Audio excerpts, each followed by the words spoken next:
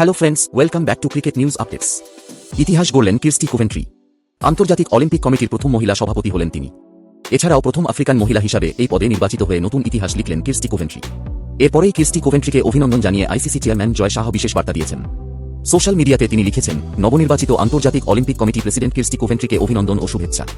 এটি তার প্রাপ্য সম্মান এবং গ্রিসের ঐতিহাসিক মুহূর্তের সাক্ষী হওয়া আমার জন্য সম্মানের।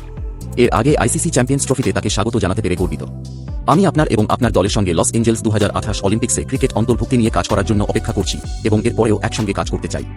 41 বছর বয়সী কির্স্টি কোভেন্ট্রি দুইবারের অলিম্পিক সাঁতার চ্যাম্পিয়ন, একই সঙ্গে আন্তর্জাতিক অলিম্পিক কমিটির ইতিহাসে চেয়ে কম বয়সী প্রেসিডেন্ট হয়েছেন।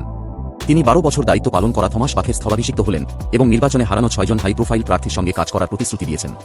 কোভেন্ট্রি বলেন, এটি একটি অসাধারণ মুহূর্ত। যখন আমি 9 বছর বয়সী ছিলাম, তখন কখনো ভাবিনি যে আমি একদিন এখানে দাঁড়িয়ে আমাদের এই অসাধারণ আন্দোলনে অবদান রাখতে পারব। তিনি আরও যোগ করে বলেন, এটি শুধু বিশাল একটি সম্মানই নয়, বরং এটি আপনাদের প্রত্যেকের জন্য একটি বার্তা যে আমি এই সংস্থাটিকে অনেক গর্ব ও মূল্যবোধের সঙ্গে নেতৃত্ব দেব। আমি আপনাদের সকলের গর্বের কারণ হব এবং আশা করি আজকের সিদ্ধান্ত নিয়ে আপনারা অত্যন্ত আত্মবিশ্বাসী থাকবেন। আমার হৃদয়ের গভীর থেকে আপনাদের সবাইকে ধন্যবাদ।